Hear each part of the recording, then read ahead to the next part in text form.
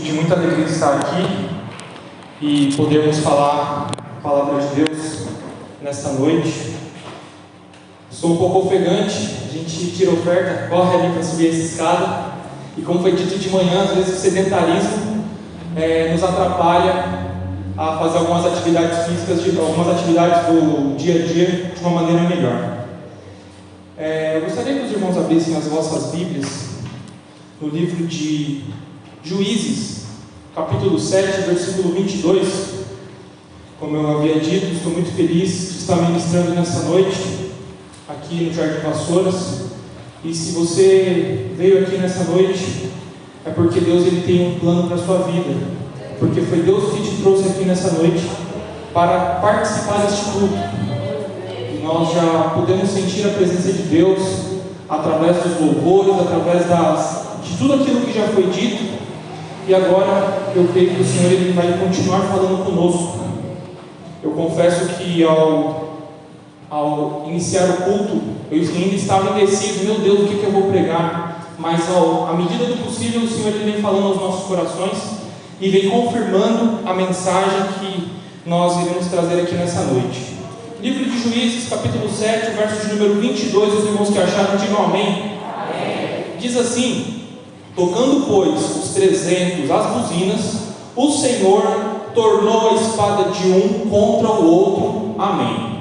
Eu peço que os irmãos permaneçam com a Bíblia aberta, porque nós iremos falar mais alguns versículos, e é importante que os irmãos acompanhem, para que consigam entender melhor aquilo que a gente quer passar nessa noite. Quando nós olhamos para o livro de Juízes, nós vemos que é uma narrativa que é passada, que contrasta muito momentos de infidelidade do povo, de apostasia, com a fidelidade de Deus. Nós vemos que diversos juízes são levantados após a morte de Josué, e esses juízes que são levantados, eles se levantam porque o povo ele começa a ser oprimido.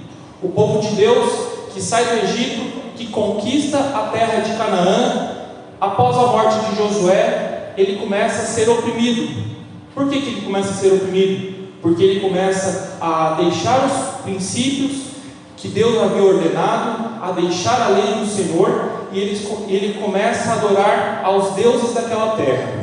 Percebam os irmãos que quando o Senhor ele ordena para que eles vão para aquela terra, ele fala que deveriam dizimar tudo, deveriam queimar as cidades, deveriam matar as pessoas, matar os animais e não sobrar nada. Porém aconteceu que em algumas daquelas cidades o povo deixava a cidade de pé, o povo acabava poupando as pessoas daquela cidade, e devido a isso o povo acabava se contaminando com as pessoas daquela cidade e deixando de adorar a Deus.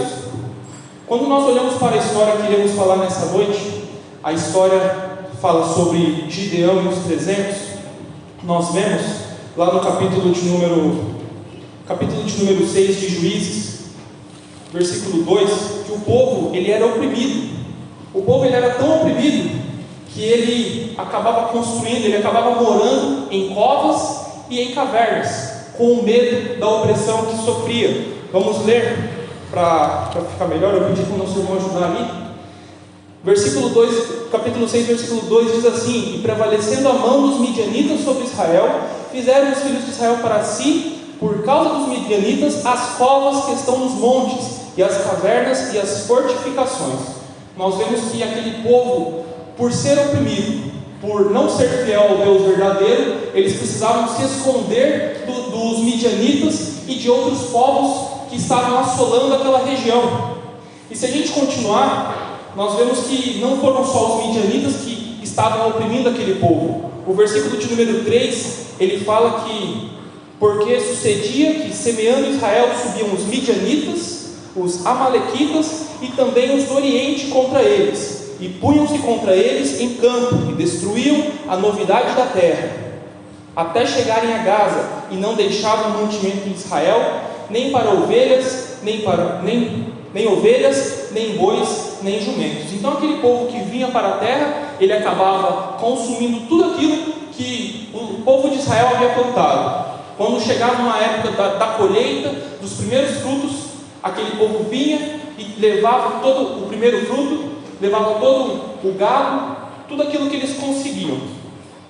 Percebam, meus irmãos, que, continuando a leitura, nós vemos que os amalequitas, eles habitavam em tendas. E por habitar em tenda, nós entendemos que eles eram nômades. Talvez eles não ficavam ali naquela terra por todo o tempo, mas de tempos em tempos eles vinham, eles atacavam e depois eles partiam. O verso de número 5 fala: porque subiam com os seus gados e tendas, vinham como gafanhotos de tanta multidão, que nem se podia contar. Era uma grande multidão que acabava assolando aquele povo. Vemos também que os midianitas, aqueles que assolavam o povo, eles eram parentes do povo de Israel. Se nós formos na Bíblia, Gênesis capítulo de número 25, se os irmãos puderem acompanhar, fica mais fácil para nós entendermos. Gênesis de número 25, nós vemos que Abraão, ele se casa novamente, e fala assim: e Abraão tomou outra mulher, e o seu nome era Quetura, e gerou-lhe Zinrã, Joksã, Medã, Midian, Isbaque e Suá. Nós vemos que aquele povo que assolava o povo de Israel, eles eram descendentes também de Abraão. Talvez esse era um dos motivos que em várias passagens bíblicas nós vemos que aquele povo guerreava contra Israel. Imagino que eles queriam uma parte da herança e eles falavam: poxa, por que o nosso pai não nos abençoou com uma parte de terra também? Porque se nós continuarmos, quando Abraão ele abençoa aqueles filhos dele com Quetura, Abraão ele pega e ele direciona aqueles filhos para o Oriente. Ou seja, olha, esse pedaço de terra que é para o meu filho Isaac e para a sua descendência, para os demais filhos, eles vão para o Oriente. E nós percebemos que existia ali grandes conflitos com o povo de Midian e o povo de Israel.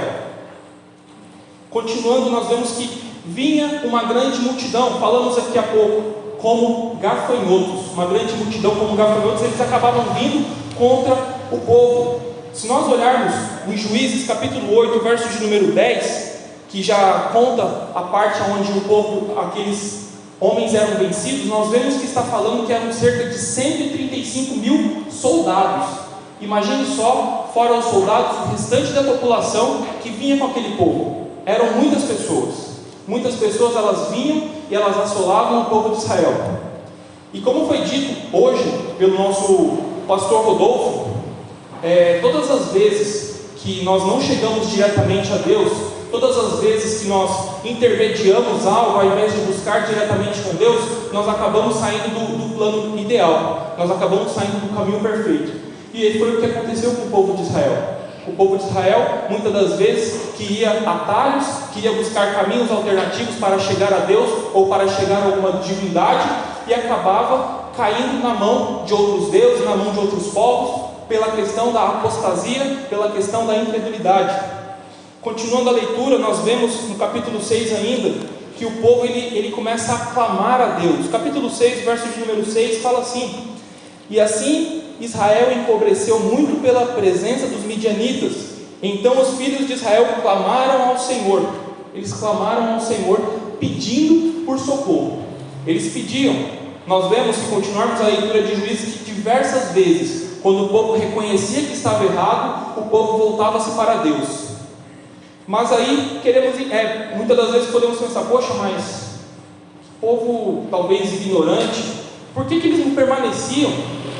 Mas muitas das vezes eles tentavam fazer aquilo que era mais agradável, aquilo que era mais gostoso aos seus corações, e acabavam se esquecendo de Deus. Muitos deuses que eram deuses de fertilidade na vida sexual, muitos deuses que talvez prometiam algumas coisas, eles acabavam seguindo esses deuses, essas coisas vãs, e acabavam se esquecendo do Deus de Israel e das promessas que esse Deus ele fez. Após o povo clamar ao Senhor, nós vemos que o Senhor ele levanta um homem. Deus ele levanta um homem chamado Gideão. E quando nós lemos, a partir do verso de número 15, nós vemos que Gideão ele fala: mas Senhor, eu sou o menor da minha casa, da minha família, da minha tribo.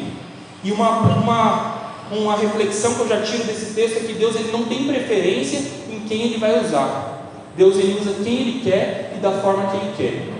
Às vezes nós não entendemos o agir de Deus, às vezes nós não entendemos, mas foi cantado aqui nessa noite que Deus ele faz da maneira que Ele quer. As vontades de Deus, a vontade de Deus, ela é soberana nas nossas vidas. Então, se Ele quiser te usar, dê lugar, porque Ele pode te usar.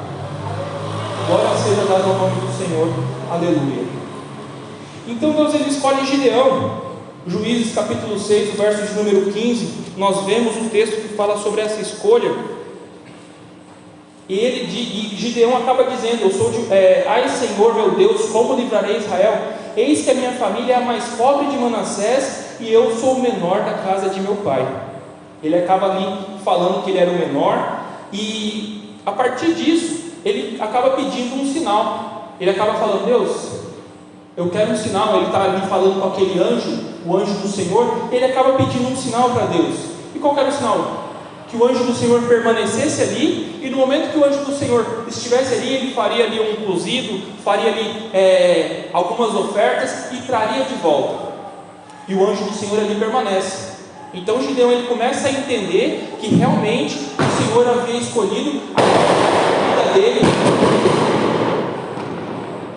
Realmente o Senhor havia escolhido ele para ser um libertador do povo. Continuando, verso de número 25, nós vemos que agora o contrário acontece. Deus ele faz um teste com Gideão. Deus ele faz uma prova com Gideão. Capítulo 6, versículo 25. Nós vemos que Deus ele fala através do anjo do Senhor para que Gideão, vamos ler o versículo que fica melhor. E aconteceu naquela mesma noite que o Senhor lhe disse: toma o boi do teu pai, a saber o segundo boi, de 7 anos, e derriba o altar de Baal, que é de teu pai, e corta o bosque que está ao pé dele. Deus ele fala assim: olha, então se você vai lutar, e você viu que eu te escolhi, então acaba com a idolatria da casa do teu pai, acaba com tudo aquilo que teu pai tem levantado. Em algumas traduções, a questão do bosque se fala sobre o poste da deusa Azerá. Então havia ali um templo, um altar para o deus Baal, e havia ali um poste para a deusa Azerá. E o que acontece? Por que o Senhor ele fala para Gideão matar o boi? E ele fala qual é o boi? É o segundo boi. Ele fala qual que é o boi que ele quer que seja morto. O boi para os cananeus era um animal sagrado. E você fazendo um sacrifício desse animal, fora dos templos ali, dos locais específicos, você estava profanando. Então o Senhor ele pede para que o boi seja morto, o altar seja derribado e o poste seja cortado. E aquilo que vai servir de lenha para poder alimentar o sacrifício, o holocausto ali naquele lugar, seria a madeira daquele poste. Então Gideão ele cumpre aquilo que Deus havia proposto. Ele mata o boi, ele derruba o altar e ele corta aquele poste, corta aquele bosque e utiliza como lenha para a adoração a Deus, para o altar a Deus. Nós vemos que a partir do momento que aqueles homens daquela cidade, eles percebem que os seus altares, os seus templos haviam sido derrubados, eles pedem para matar Gideão. E o seu pai, ele acaba protegendo Gideão e ainda fala: poxa, mas se ele derrubou o altar de Deus, por que esse Deus ele não se vinga?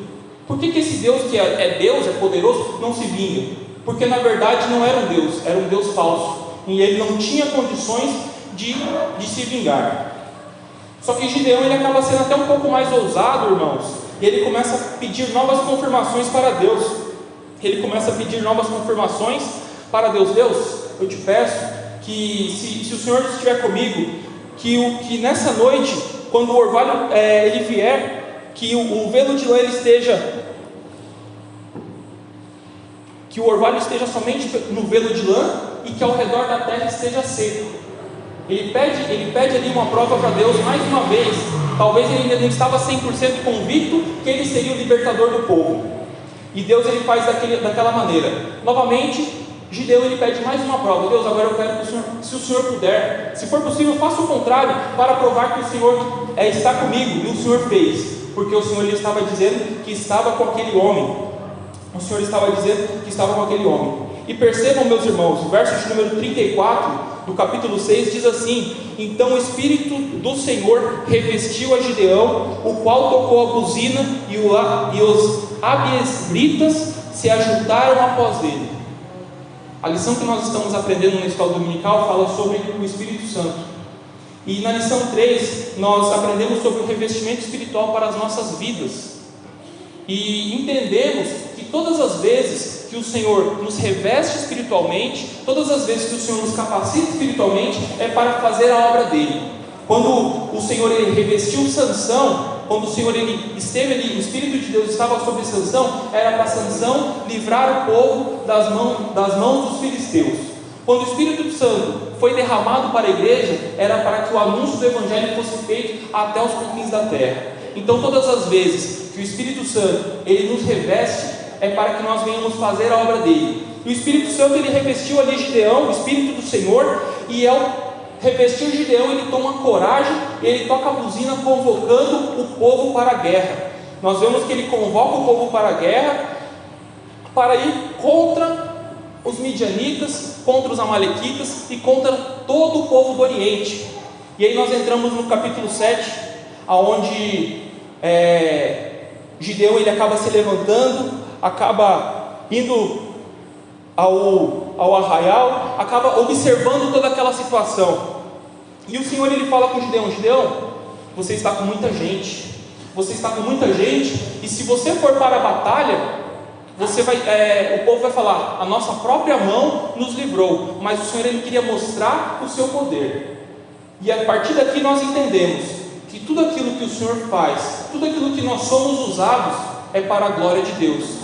Tudo aquilo que nós fazemos para Deus é para que o nome dele seja glorificado. Não é para que o nome de pastor, não é para que o nome do pregador, do prefeito e etc. seja exaltado, mas sim para o nome de Deus ser exaltado.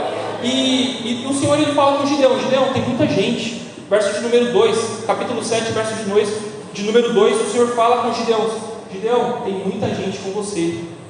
Imagine só, meus irmãos, o Senhor ele fala: mande que voltem os covardes e os medrosos. Imagine que o Senhor, o Espírito do Senhor revestiu Gideão tocou a buzina para chamar todos os homens de guerra. Então eram homens fortes, eram homens que sabiam ali manusear armas, eram homens, aquele cabra da peste, aquele sanguinário que ia para cima e queria, não deixa barato, eram homens ali valentes.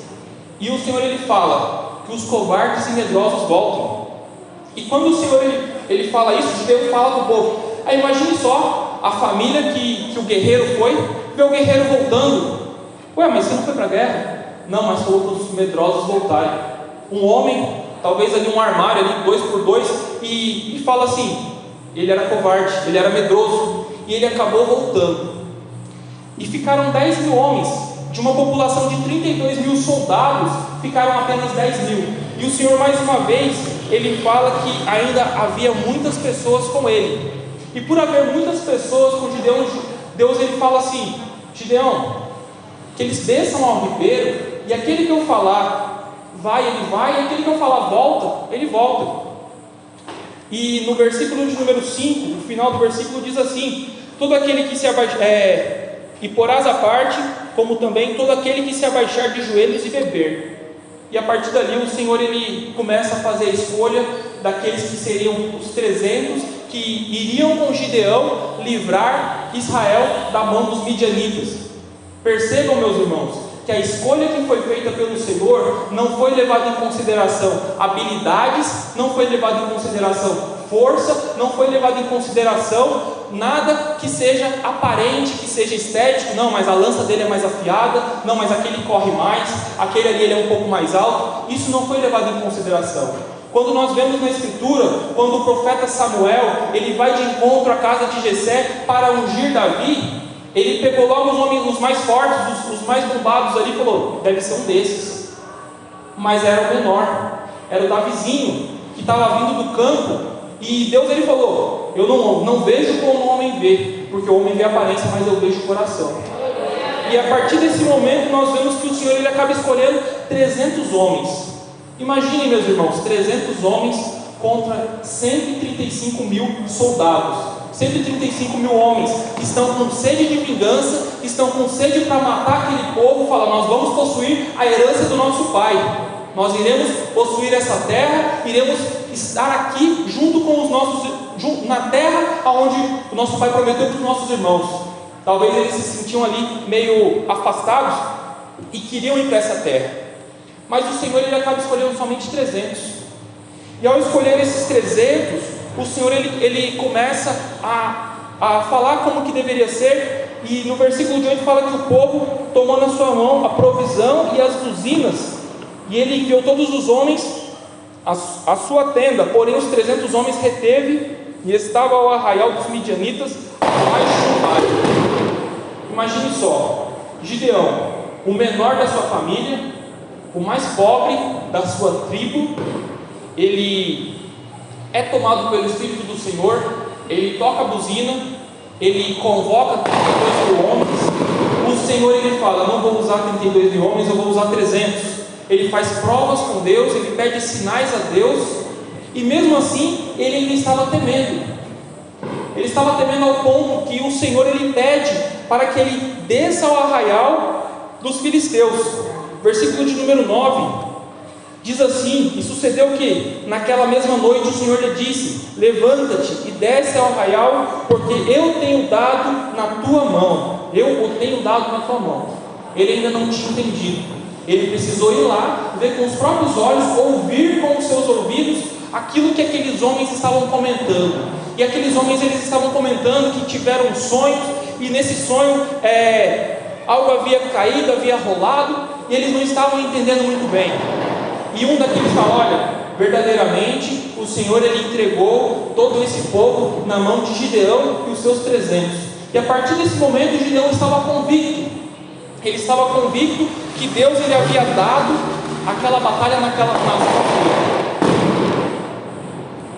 E isso nós vemos no versículo 15. E sucedeu que, ouvindo Gideão a narração deste sonho e a explicação, adorou, e tornou ao arraial de Israel e disse: levantai-vos, porque o Senhor tem dado o arraial dos midianitas nas vossas mãos.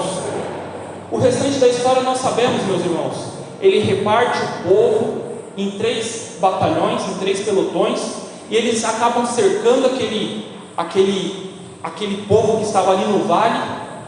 E ao toque de Gideão, ao sinal de Gideão, eles deveriam tocar as suas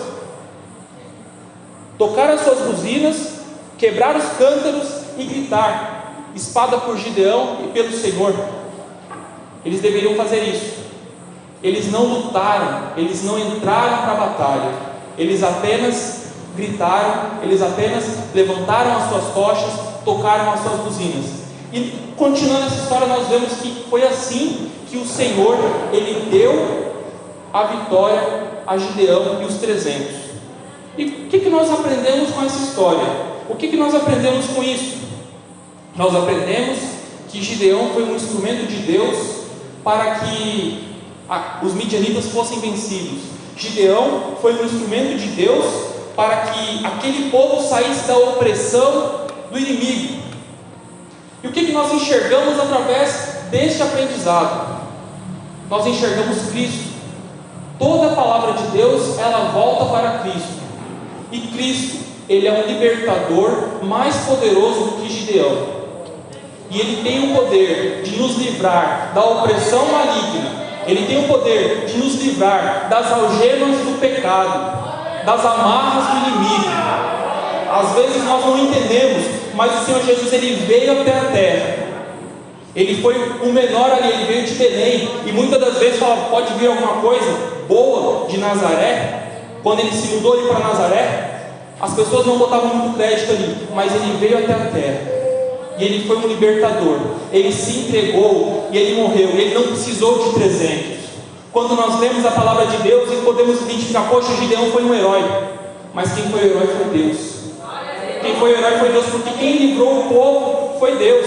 Foi cantado nessa noite que quando ele quer, ele não faz nem guerra. Ele já vence sem fazer a guerra. Mas o nosso Senhor Jesus, ele veio até essa terra e ele nos libertou das algemas do pecado. Ele nos libertou daquilo que nos prendia, meus irmãos. Vamos ver apenas alguns versículos mais. O livro de Gálatas, capítulo 5, o versículo de número 1: estais, pois, firmes na liberdade que Cristo nos libertou, e não torneis a meter-vos debaixo do jugo da servidão. Cristo nos libertou do jugo da servidão. Se você está aqui nessa noite, se você pode adorar esse Deus, é porque o Senhor te libertou. O Senhor, Ele morreu em nosso lugar, Ele guerreou e Ele venceu para que nós pudéssemos estar livres nessa noite, meus irmãos. Livro de João, capítulo 8, verso de número 36, diz assim: se pois o Filho vos libertar, verdadeiramente sereis livres. Gideão, ele precisou ser encorajado. Gideão, ele precisou ali de 300 homens para estar com ele, mas o Senhor Jesus, ele veio sozinho. Ele se entregou em nosso lugar, para que nós pudéssemos estar aqui nessa noite. Ele se esvaziou de toda a sua glória, mesmo sendo Deus. Ele se esvaziou e se entregou para vencer em nosso lugar. E nessa noite, meus irmãos, que nós possamos ficar com essa palavra, que nós possamos pensar e saber que o Senhor Jesus, Ele é o nosso libertador, Ele é o nosso resgatador. Talvez entremos aqui nessa noite preocupados com tantas coisas, pensando em coisas que podem estar para acontecer nessa semana. Como será? Será se vai ter uma fase mais restritiva? Será se essa vacina vai chegar ou não? Mas não vamos pensar nessas coisas, meus irmãos. Vamos pensar em Cristo. Vamos pensar que no momento oportuno Ele virá e buscará a sua igreja, meus irmãos. Nós já somos livres, nós já somos libertos. Eu quero nessa noite, meus irmãos, convidar você que talvez ainda não conhece os caminhos do Senhor, talvez ainda não se achegou aos caminhos do Senhor, que você possa se libertar nessa noite, sabendo que existe um libertador que morreu em seu lugar, que venceu em seu lugar. Talvez você está nas amarras do pecado, na servidão deste mundo, que hoje você possa ser livre no Senhor. Se existe alguém que deseja uma oração, se existe uma vida que quer se render aos caminhos do Senhor, que essa vida ela possa vir aqui na frente para receber essa oração, porque o Senhor Jesus, Ele quer te libertar nessa noite. O Senhor Jesus, Ele quer trabalhar nas vidas nessa noite. Ao ouvir a voz do Senhor, não endureça o seu coração, que os nossos corações estejam abertos, que os nossos corações estejam aqui propícios para entender tudo aquilo que o Senhor tem para falar nas nossas vidas. Ele age como Ele quer, meus irmãos. Foi cantado aqui nessa noite 2 vezes. Ele faz da maneira dele. Se você entrou aqui nessa noite, foi porque Ele te trouxe. E se Ele te trouxe, é porque Ele tem um propósito na sua vida. Ele tem um propósito, assim como Ele teve um propósito na vida de Gideão, para ser ali um instrumento nas mãos do Senhor. Ele tem um propósito nas nossas vidas. Que nós possamos sair daqui dessa noite diferentes, sair daqui dessa noite esperançosos, sabendo que nós já estamos livres, que nós já estamos libertos das amarras do pecado. O inimigo não tem poder mais sobre as nossas vidas, mas o Senhor Jesus, Ele cuida das nossas vidas. E assim, meus irmãos, eu agradeço essa oportunidade, em nome de Jesus, que Deus abençoe. Aqueles que desejam oração, se você não é crente, se você é afastado dos caminhos do Senhor e deseja voltar nessa noite, dê um passo de fé, levante a sua mão, você que deseja voltar para os caminhos do Senhor, vem aqui na frente, nós iremos orar por você, e nós cremos que o Senhor, Ele pode fazer a mudança na sua vida. Nós não estamos aqui falando que nós iremos mudar a sua vida, mas o Senhor Jesus, Ele pode. Nós não entendemos o trabalhar de Deus, mas Ele pode mudar as vidas nessa noite.